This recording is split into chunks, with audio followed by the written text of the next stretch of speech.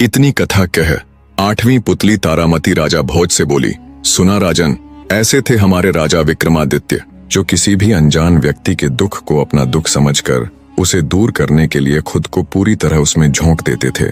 किया है अगर आपने भी कभी कोई ऐसा कार्य, तो बिना विलंब किए आइए आगे और विराजिए इस सिंहासन पर। भोज बेचारा एक बार फिर से किसी गूंगे की भांति खड़ा रह गया। उसे कुछ भी कहना नहीं सूझा। दरबार में एक बार फिर से तालियों की गड़गड़ाहट थी। आज का दिन भी ऐसे ही गुजर गया। अगले दिन फिर से राज दरबार सजा। राजा भोज फिर से मन में एक जिद लिए उस दिव्य सिंहासन की तरफ बढ़ते हैं, पर जैसे ही वो सिंहासन के निकट पहुंचे, एक बार फिर से एक तेज प्रकाश के साथ उस दिव्य सिंहासन से एक और पुतली प्रकट हुई। सिंहासन से प्रकट हुई 9वीं पुतली का नाम था त्रिलोचना।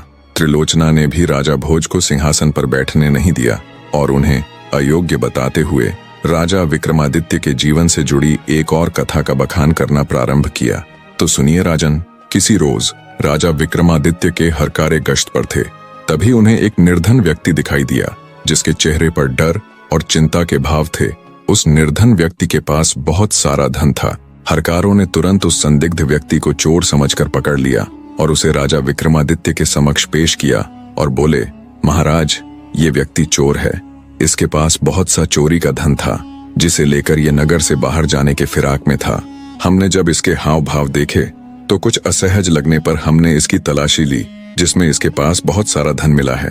हरकारों की बात सुन राजा विक्रमादित्य उस निर्धन से दिखने वाले व्यक्ति से बोले, क्यों भाई, कहाँ से आया तुम्हारे पास इतना धन? राजा विक्रमादित्य के पूछने पर निर्धन व्यक्ति बोला, क्षमा करे राजन, मैं कोई चोर नहीं हूँ।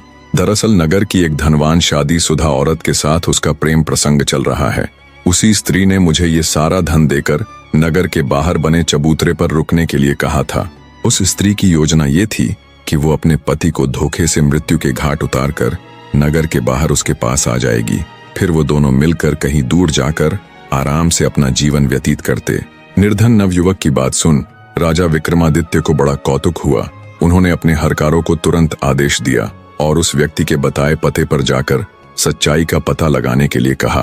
राजा का आदेश पाते ही तुरंत उनके हरकारे बताए गए पते के लिए निकल गए। जब वे वहां पहुंचे और उन्होंने वहां का दृश्य देखा तो हैरान रह गए। बने रहे।